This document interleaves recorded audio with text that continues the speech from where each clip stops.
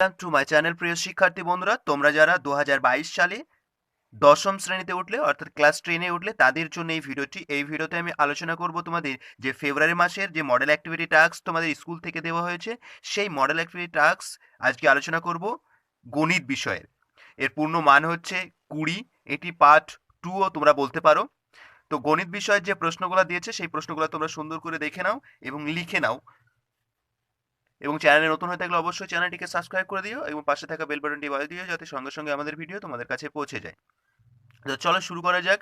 যে নিচের প্রশ্নগুলির উত্তর লেখো। 1 নম্বর দাগে যে প্রশ্ন দেওয়া আছে দেখো, 3টে প্রশ্ন আছে, 1 করে নাম্বার আছে, 3 নম্বর। তো প্রথম যে প্রশ্নটা দিয়েছে সঠিক উত্তরটি নির্বাচন করতে বলা হয়েছে। ক নম্বর দাগে কি বলেছে? সরল সুদের ক্ষেত্রে দ্বিতীয় বছরের সুদ। এখানে বলেছে কি শর্তটা, যে সরল সুদের ক্ষেত্রে দ্বিতীয় বছরের সুদ সেটি কি হবে, সেটি এখানে দেখো 4টে অপশন দেওয়া আছে, 4টের মধ্যে যেটা হবে সেটা তোমাদের ডি নম্বর দাগের অ্যান্সারটা হবে। অর্থাৎ তোমরা প্রত্যেকে দাগ দিয়ে নাও, ডি নম্বর দাগেরটা কি হবে, যে প্রথম বছরের সুদের সমান, অর্থাৎ সরল সুদের ক্ষেত্রে দ্বিতীয় বছরের সুদ হবে প্রথম বছরের সুদের সমানই হবে অ্যান্সার।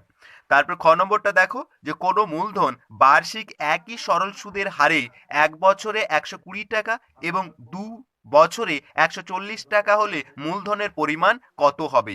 দেখো এখানে 1 বছরে হচ্ছে তোমার 120 আর 2 বছরে 140, তাহলে 1 বছরে কত হচ্ছে 20 টাকা, তাদের ডিফারেন্স হচ্ছে 20 টাকা। তাহলে এখানে এই 20 থেকে যদি আমরা 120 থেকে যদি 20 বিয়োগ করি তাহলে যেটা আসবে আমাদের 100, অর্থাৎ ডি নম্বরটা হবে আমাদের অ্যান্সার, হবে ডি। তারপরে দেখো গ নম্বরটা কি বলছে। গ নম্বরটা বলছে দেখো, যে বার্ষিক p% সরল সুদের হারে পি টাকায় 1 বছরের সুদ কত হবে। আমরা জানি সূত্র আছে কি, যে সুদ সমান সমান যে সূত্রটি আছে সেটি কি, আই সমান সমান আমরা লিখতে পারি পিটি, টি হচ্ছে কত 1, পিটি আর, আর মানে পার্সেন্ট, এখানে পার্সেন্টও হচ্ছে পি বাই 100, এটা হচ্ছে অ্যান্সার। দেখো এইটা হচ্ছে আমাদের সূত্র, তাহলে এখান থেকে অ্যান্সারটা আমরা পেয়ে যাব পি স্কোয়ার বাই 100, অর্থাৎ এইটা হচ্ছে আমাদের অ্যান্সার। তার মানে সি নম্বর দাগের অ্যান্সারটা আমাদের হবে। তোমরা এরকম ভাবে লিখে দেবে। তোমরা যদি বুঝতে অসুবিধা হয় তোমরা অবশ্যই কমেন্ট বক্সে জানাবে, তাহলে আমি তোমাদেরকে ডিটেলসে ভালো করে আলাদাভাবে তোমাদের এই অঙ্কগুলা এই ধরনের অঙ্ক করিয়ে দেবো, তোমরা দেখে নেবে। চলো 2 নম্বরটা করি তাহলে। 2 নম্বর দাগের যে প্রশ্নগুলো বলেছে দেখো, যে সত্য ও মিথ্যা লিখতে বলেছে। 3টে বাক্য দেওয়া আছে 3 নম্বর, এবং সেটি সত্য না মিথ্যা সেটা তোমাদেরকে নির্ণয় করতে হবে। তো ক নম্বর দাগেরটা কি বলেছে, যে বার্ষিক r/2% সরল সুদের হারে 2x টাকার আর টি বছরে সুদ আসলে 2x plus x r t by 100 টাকা। তাহলে দেখো এখানে বলেছে, দেখো এত পার্সেন্ট, এটা হচ্ছে আর পার্সেন্ট, আর আর আকারে লেখা আছে r/2, এখানে হচ্ছে সুদের হার হচ্ছে 2x টাকা আর বছর হচ্ছে কি টি বছর। তাহলে আমরা যদি পিটি আর বাই 100 যদি আমরা লিখি তাহলে যেটা দাঁড়াবে সেটা হচ্ছে আমাদের সুদ যেটা কত, আসল হচ্ছে কত 2x, এবং সুদ যেটা হবে সেটা হচ্ছে তোমার এক্স আর টি বাই 100, অর্থাৎ এই দুটো যদি আমরা যোগ করি তাহলে আমাদের যেটা আসবে সেটা হচ্ছে সুদ আসল, অর্থাৎ এটি হচ্ছে সত্য। তা তোমরা এখানে লিখে দেবে সত্য, আমি এখানে লিখে দিচ্ছি পাশে, তোমরা এখানে টিক চিহ্ন দিয়ে দিচ্ছি, এটা হচ্ছে সত্য। অর্থাৎ তোমরা এখানে ব্যাকেটে লিখে দিতে পারো সত্য বলে লিখে দিতে পারো এখানে। ঠিক আছে। তারপরে খ নম্বরটা দেখো, যে কোনো মূলধন 10 বছরে দ্বিগুণ হলে বার্ষিক সরল সুদের হার হবে 10%, এটা কিন্তু সত্য। এখানে তোমরা লিখে দেবে সত্য, তোমরা এখানে লিখে দেবে সত্য। এবং ডিটেলসে এই সমস্ত অঙ্ক তোমরা জানতে তোমরা অবশ্যই চ্যানেলটিকে সাবস্ক্রাইব করে রেখো এবং পাশে থাকা বেল বাটনটি বাজিয়ে দিও। দেখবে এই সমস্ত এই ধরনের ভিডিও তোমাদের সমস্ত ক্লাসেস এমনি করে দেওয়া হয়েছে, তোমরা প্লে বক্সে গিয়ে দেখতে পারো। এছাড়াও তোমরা চ্যানেলটিকে সাবস্ক্রাইব করে রাখলে পরবর্তী ভিডিওগুলো তোমরা পেয়ে যাবে। তারপরে দেখো খ নম্বরটাই কি বলেছে, যে বার্ষিক r% হার সরল সুদে এক্স টাকায় টি বছরের সুদ আই টাকা হলে তাহলে x r t is equal to 100i, এটি কি ঠিক? হ্যাঁ এটি সত্য। যদি আমরা পিটি আর বাই 100 যদি আমরা নিই তাহলে যেটা দাঁড়াবে সেটা এটাই আসবে আমাদের, অর্থাৎ এই মান হিসাবে যদি আমরা লিখি তাহলে আমাদের এই ক্যালকুলেশনই আসবে। তোমরা চেক করে দেখে নেবে। তারপরে দেখো তার মানে কি হলো, যে ক খ গ এই 3টে বাক্যই কিন্তু সত্য, যে কথাটি বলা আছে সেটি সত্য। এবার যেটা আমরা আলোচনা করব সেটা হচ্ছে তোমার 3 নম্বর দাগের। দেখে নাও 3 ক কি বলছে দেখো, এখানে 2 নম্বর আছে, দুটো প্রশ্ন আছে। ক বলছে কি শতকরা বার্ষিক সরল সুদের হারে 8% হলে কোনো টাকার কত বছরের সুদ আসলে 8/25 অংশ হবে তা নির্ণয় করি। তাহলে অঙ্কটা তোমাদের খাতায় করিয়ে দেখিয়ে দিচ্ছি, তোমরা প্রত্যেকে দেখে নাও। 3 ক, তাহলে আসলটা আমাদের দেওয়া আছে কত, x টাকা। আমরা এটা ধরে নেব x টাকা, সময় হচ্ছে t। তাহলে আর সুদ কত হবে, সুদ হচ্ছে কি বলেছে যে আসলের 8/25 অংশ, তার মানে সুদ হবে x ইন্টু 8/25। এটাকে যদি আমরা গুণ করে দিই তাহলে 8x/25 টাকা, এটা হচ্ছে আমাদের সুদ। এবার শর্ত অনুসারে যেটা বলছে সেটা আমরা এখানে লিখবো, প্রশ্ন মতে লিখবো, প্রত্যেকে লিখে নাও এটা প্রশ্ন মতে।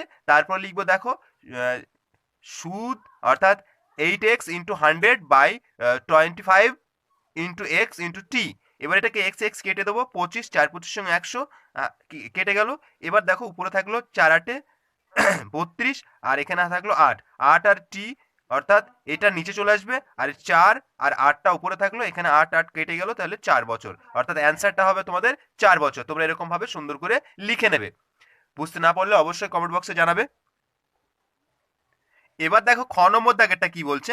খ নম্বর দাগেরটা বলছে যে যে বার্ষিক 3% সরল সুদের হারে কোনো মূলধন 5 বছরের সুদে আসলে 966 টাকা হলে মূলধনের পরিমাণ নির্ণয় করো। দেখো এই অঙ্কটি আমি তোমাদের খাতায় করিয়ে দেখিয়ে দিচ্ছি, তোমরা প্রত্যেকে দেখে নাও। দেখো এখানে কি বলেছে, বার্ষিক 3% সরল সুদের হারে কোনো মূলধন 5 বছরের সুদে আসলে 966 টাকা হলে মূলধনের পরিমাণ কত। মূলধনটা আমাদের জানা নাই। দেখো তাহলে প্রথমেই আমরা লিখব যে ধরি আসল, এটা হচ্ছে খ নম্বর দাগের। ধরি আসল হচ্ছে x টাকা, সুদ কত, তাহলে সুদ আসল দেওয়া আছে এখানে 966, তাহলে 966 থেকে x বিয়োগ করে দিলে এটা হচ্ছে আমাদের সুদ। তাহলে প্রশ্ন মতে আমরা লিখতে পারি আসলটা কি হবে, অর্থাৎ x ইজ ইকুয়াল টু আমরা লিখতে পারি 66 মাইনাস এক্স ইন্টু 100/5 ইন্টু 3। এবার এটা দেখো এই 100 আর 5 কেটে যাচ্ছে, তাহলে হচ্ছে 20 থাকলো এখানে। তাহলে এটার সঙ্গে এটা গুণ করে দেবো, গুণ করে দিলে হলো 19,320 বিয়োগ 20x হলো, আর এইদিকে 3-এর সঙ্গে x এর গুণ করে দিলাম, তাহলে গুণ করে হলো 3x।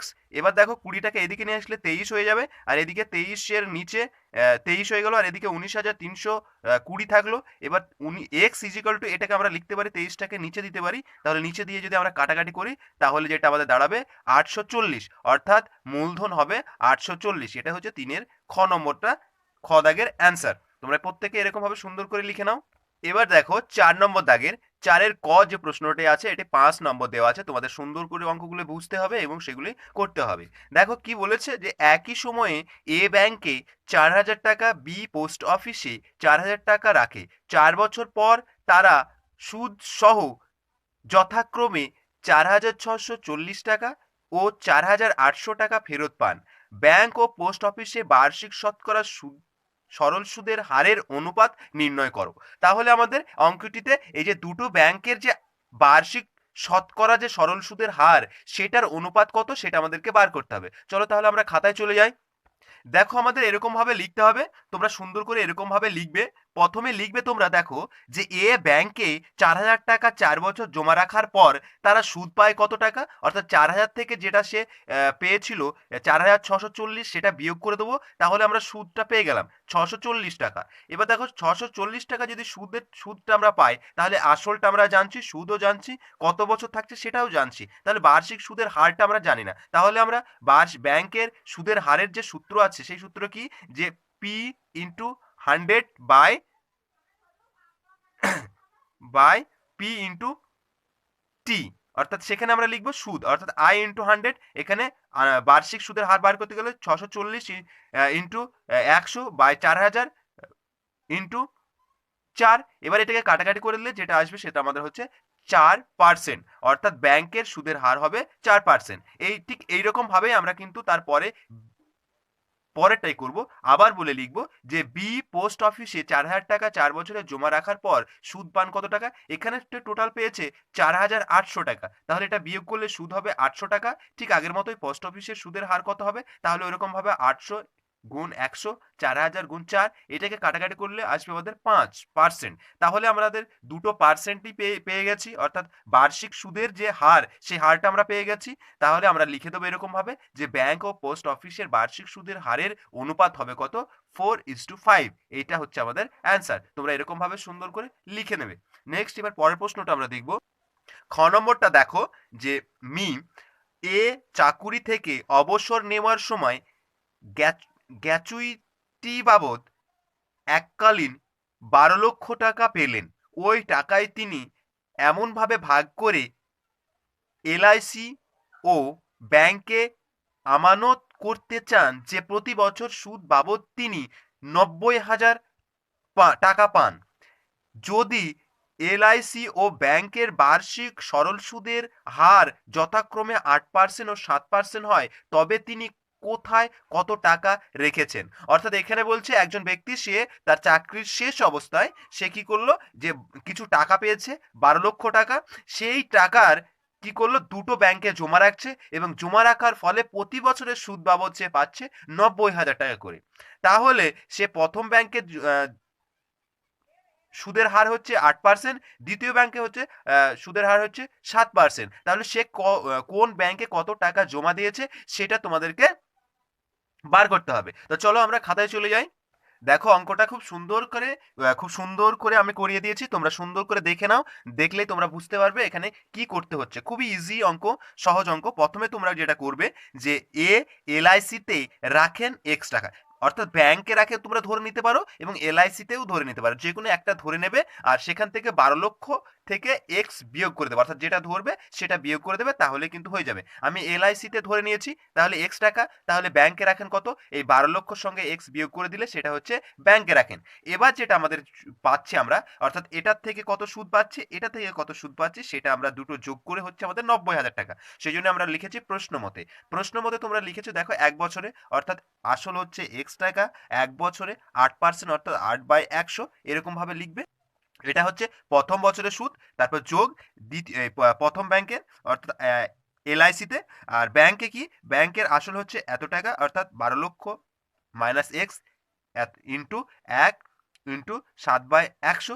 এইটা হচ্ছে তোমার ব্যাংকের সুদ, এটা হচ্ছে এলআইসির সুদ, এটা হচ্ছে ব্যাংকের সুদ। এই দুটো যোগ করে হচ্ছে 90,000। তাহলে সমান সমান আমরা 90 লিখে দিয়েছি। এই প্রশ্নের মধ্যে দিয়ে এই ক্যালকুলেশনটা তোমরা যদি করতে পারো, তাহলে তোমাদের অঙ্কটা কিন্তু হয়ে গেল, আর কিছুই নেই অঙ্কটার মধ্যে। চলো আমরা তাহলে করি। এখানে গুণ করে দিলাম 8x/100 প্লাস এটা গুণ করে দেবো 7-এর সঙ্গে, তাহলে হচ্ছে 84 লক্ষ হলো, বিয়োগ 7x হলো, আর বাই 100, আর এদিকে 90,000 আছে, 90,000 লিখে দিয়েছি। এবার দেখো লসাগু করলে যেটা হয় সেটাকে যোগ করে দিয়েছি। এবার দেখো কোনাকুনি গুণ করে দিলাম, 100টা এখানে গুণ করে দিলাম, দুটো শূন্য বেশি করে দিলাম। এখানে 7 থেকে 8 থেকে 7 বিয়োগ করলে একটা এক্স থাকলো, আর এটা পড়ে আছে। এবার দেখো এটাকে এইদিকে করে নিয়ে যাবো, তাহলে এক্স এর মান যেটা দাঁড়াবে আমাদের বিয়োগ করলে, সেটা হচ্ছে 60,000। 60,000 হচ্ছে আমাদের একক, দশক, শতক, হাজার, ওই তো লক্ষ, অর্থাৎ 6 লক্ষ হচ্ছে, সরি 6 লক্ষ। তাহলে এক্স এক্স মানে কি, এলআইসিতে রাখেন 60,000 টাকা, 6 লক্ষ টাকা। তাহলে ব্যাংকে রাখেন কত, সেটাও 6 লক্ষ টাকা, কারণ মোট হচ্ছে 12 লক্ষ টাকা। তাহলে তোমরা সুন্দর করে এরকম ভাবে করে দেবে, তাহলে তোমাদের হয়ে যাবে। তোমাদের বুঝতে অসুবিধা হলে অবশ্যই তোমরা কমেন্ট বক্সে জানাবে এবং ভালো লাগলে একটি লাইক দিয়ে দেবে। পুরো ভিডিওটি দেখার জন্য ধন্যবাদ।